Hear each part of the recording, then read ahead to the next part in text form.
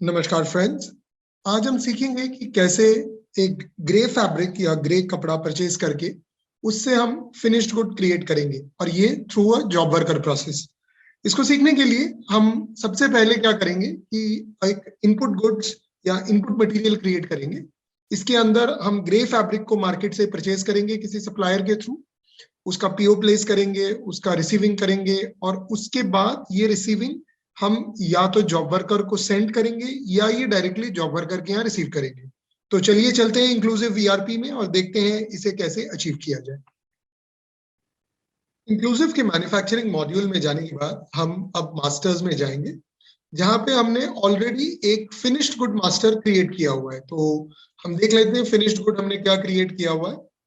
हमने fabric category में aroma 01 करके एक फैब्रिक को फिनिश्ड गुड में क्रिएट किया हुआ है। मैं ये आपको क्विकली दिखा देता हूँ ताकि आपको ये आइडिया रहे कि हम क्या क्रिएट करने वाले हैं। तो हमारे पास अरोमा 01 करके एक फैब्रिक है जिसको हम जॉब वर्कर के थ्रू क्रिएट करना चाहते हैं। इसमें हमने लंप कटिंग प्रोसेस को यस रखा है। जैसे हम इस वीडियो में आगे प्रोग्रेस करेंगे तो लंप कटिंग क्या होता है और कैसे प्रोग्रेस होता है ये भी हम सीखेंगे। ये हम दो जॉब वर्कर के थ्रू बनाते हैं, एक वीवर जॉब वर्क इंडस्ट्रीज, एक डाइंग हाउस। तो आज हम पर्टिकुलर जॉब वर्कर के थ्रू ये क्रिएट करेंगे और ये दोनों हमसे 25 रुपीज फॉर 1 मीटर चार्ज करते हैं। तो इसको हमने एक पर्टिकुलर राउटिंग भी दिया हुआ है, यानी कि ये एक स्टेप के थ्रू आगे बढ़ेगा।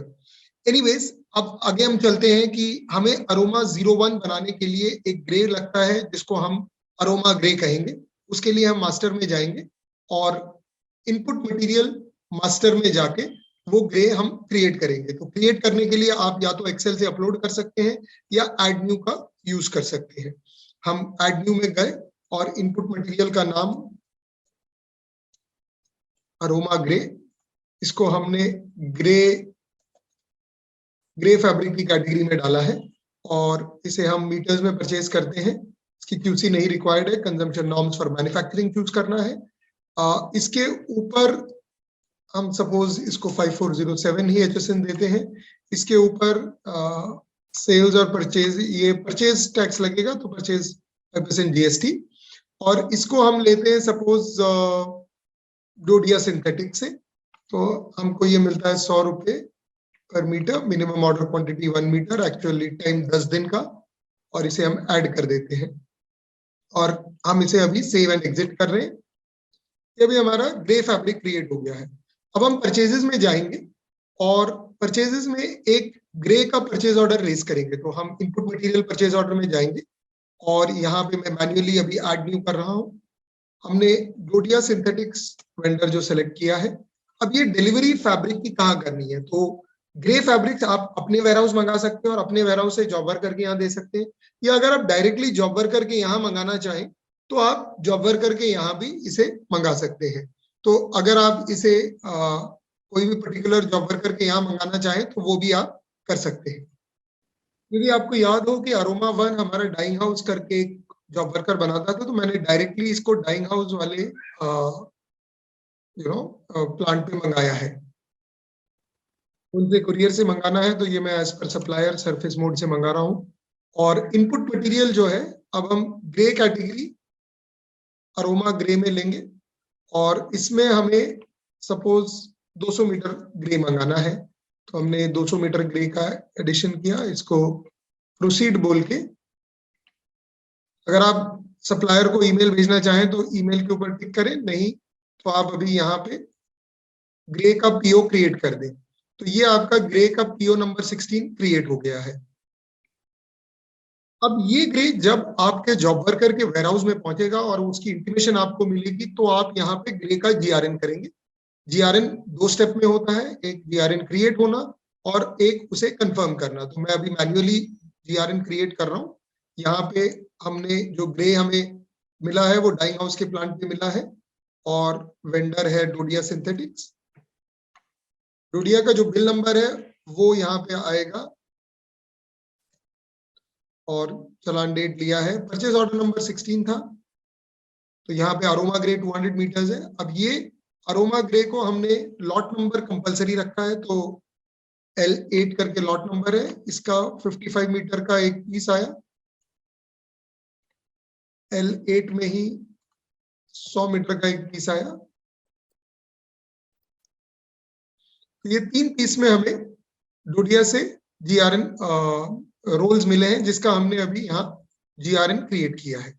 ये जीआरएन क्रिएट करने के बाद इस पे बारकोड स्टिकर्स भी आ जाते हैं, जिसे आप चाहें तो गुड्स पे चिपका के रख सकते हैं। अब ये जो हमने चालान क्रिएट किया है, जो D88965 है, ये चालान नंबर हम लिख सकते हैं और हम परचेज प्रोसेस में जाके जीआरएन को कंफर्म कर सकते हैं। यहाँ डोडिया सिंथेटिक्स और चालान नंबर डाल के आप यहाँ पे सीधा डायरेक्ट कंफर्म कर सकते हैं। तो ये गुड्स अब कंफर्म हो गया आपकी मैन्युफैक्चरिंग की इन्वेंट्री में। ग्रे फैब्रिक्स में अरोमा ग्रे, ये आपके स्टॉक में दिखने लगेगा और ये डाइंग वेयरहाउस में पड़े हैं और इनकी एक्चुअल क्वांटिटीज आपको यहाँ पे अवेलेबल हो गई हैं विद लॉट नंबर। अब आप जॉब वर्कर का प्रोसेस कंप्लीट करना चाहेंगे, तो जॉब वर्कर के लिए अब हम क्या क्या प्रोसेसेस करेंगे, चलिए इसके ऊपर एक नजर डालते हैं। अब फिनिश्ड फैब्रिक्स जब हमें ग्रे मटेरियल से बनाना होता है, तो हम सबसे पहले फिनिश्ड गुड्स को एक जॉब वर्कर के साथ लिंक करते हैं, जो हमने ऑलरेडी करके रखा हुआ है। यहाँ पे अब हम एक जॉब वर्कर का ऑर्डर बनाएंगे, उसके बाद उनको ग्रे फैब्रिक्स इशू करेंगे। जो ग्रे फैब्रिक्स अभी हमने परचेज की है वो इशू होगी। उसके बाद हमें जॉब वर्कर से फिनिश्ड गुड रिसीव होगा और उसका हम क्यूसी करके उसको हमारे फिनिश्ड गुड्स में लेके आएंगे। हम जॉब वर्कर ऑर्डर क्रिएट करने जाते हैं और यहाँ पे हम मैन्युअली ऑर्डर क्रिएट कर रहे हैं। हमने डाइंग हाउस करके लिया, डिलीवरी लोकेशन हमने अभी डाइंग हाउस के ही वेयर हाउस पे रखी हुई है और ये विदाउट बीओएम हम क्रिएट करना चाहते हैं। फिनिश्ड गुड फैब्रिक्स ले रहे हैं और फिनिश्ड गुड का नाम अरोमा 01, जो ये जॉब वर्कर क्रिएट करता है। यहाँ पे हमने इनसे 200 मीटर का ऑर्डर प्लेस किया है और ये हमने जॉब वर्कर को एक जॉब वर्क ऑर्डर इशू कर दिया है। ये हमने एक job work order number 48 create कर दिया है। अब हमने जब जॉब वर्कर ऑर्डर क्रिएट कर दिया है, उसके बाद का नेक्स्ट स्टेप है फैब्रिक इशू करना, जिसके लिए हम जॉब वर्क प्रोसेस में जाएंगे और इशू मटेरियल में जाएंगे। क्योंकि हमने ये विदाउट बीओएम क्रिएट किया था, तो हम विदाउट बीओएम वाले सेक्शन में जाएंगे और यहाँ पे जो ऑर्डर नंबर 48 है, इसको क्लिक करेंगे और इधर फैब्रिक हम इशू करेंगे। तो अब फैब्रिक हमें जो इशू करना है वो डाइंग वेयरहाउस से इशू करना है और इनपुट मटेरियल कैटेगरी हमारी ग्रे है। हम यहाँ सर्च करेंगे, तो अब हम इनपुट मटेरियल पे जा रहे हैं और हमें पीस नंबर्स पे सर्च करना है। तो मैं पीस नंबर यहाँ पे एक बार सर्च कर लेता हूँ। हमारे पास 3 पीसेस थे जो हमारे बारकोड पे लगे हुए हैं, 176, 177 और 178। तो मैं ये पूरे पीसेस इशू करना चाहता हूँ, तो इसे हमने ऐड किया।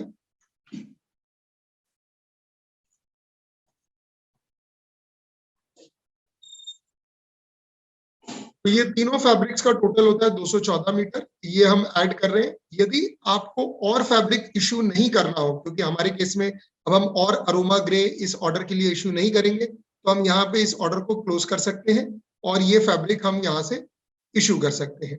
तो अब हमारा ग्रे जो है जॉब वर्कर को इशू हो गया और एक ग्रे चालान हमारा जनरेट हो गया है। ये ग्रे चालान में हमारा अरोमा ग्रे आ गया है, उसका HSN कितने मीटर्स जा रहा है। क्योंकि हमने यहाँ पे अभी रेट स्पेसिफाई नहीं किए थे, तो हमारे बिल बुकिंग हुए नहीं है, तो रेट 0 आ रहे हैं। बाकी अगर आप इसका प्रॉपर बिल बुकिंग करेंगे तो यहाँ पे रेट्स भी अवेलेबल होंगे। तो ये बिल ऑफ सप्लाई गई है टू डाइंग हाउस। ये with in the dyeing house ही पड़ा था, तो इसके लिए ये रिसीवर और कंसाइनी दोनों डाइंग हाउस ही दिख रहा है आपको, क्योंकि ऑलरेडी मटेरियल उनके ही वेयर हाउस में पड़ा था। बट फिजिकली आप ये one warehouse to another warehouse भी भेज सकते हैं। तो नेक्स्ट स्टेप है वो होता है कि जॉब वर्कर से हमें मटेरियल रिसीव होना। जॉब वर्कर ने अब ये ग्रे के ऊपर प्रोसेसिंग की, चाहे वो डाइंग हो चाहे और कोई प्रोसेस हो, और उसको हमें वापस रिटर्न किया। तो रिटर्न के लिए हम जॉब वर्कर जीआरएन क्रिएट करेंगे। जॉब वर्कर जीआरएन में हमने ऐड न्यू मैन्युअली किया। हमने यहाँ पे dyeing house job worker create किया, सेलेक्ट किया, उनका ऑर्डर नंबर 48 आया और ये हमें फिनिश्ड गुड रिसीव हो रहा है। हम इसे अपने फिनिश्ड गुड के डिफॉल्ट वेयरहाउस में डालना चाहेंगे और जॉब वर्कर का जो बिल नंबर है, सो इसे हमने लिया अब हमारे पास अरोमा 1 जो था वो प्रोड्यूस होके आना था, हमने उसको सेलेक्ट किया है। रेफरेंस पीस नंबर, इसको आप चाहे तो जॉब वर्कर के चालान नंबर के हिसाब से /01 ले लें, और इसमें सपोजिंग क्वांटिटी आई हमारे पास 53 मीटर्स, और मैंने इसको ऐड किया। वैसे ही यहाँ पे -02 आया, ये आया सपोज 99.5 मीटर्स, और इसी का हमने पीस 03 लिया जो आया हमारे पास 46 मीटर्स। अभी हमने 3 पीस रिसीव किए।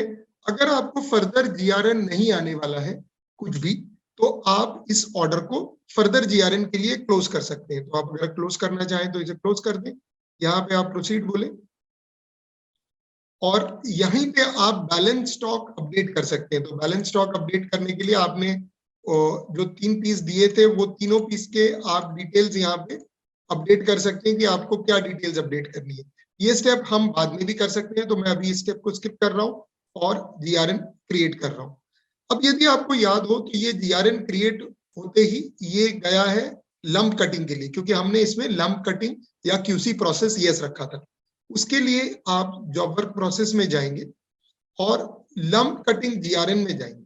यहाँ पे आपके पास ऑलरेडी वो चालान नंबर पड़ा हुआ है जिस चालान में आपने मटेरियल को रिसीव किया।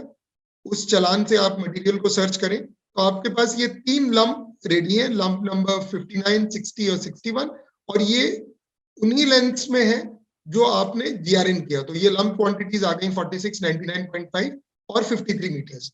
अब हम इसको प्रोसेस करेंगे।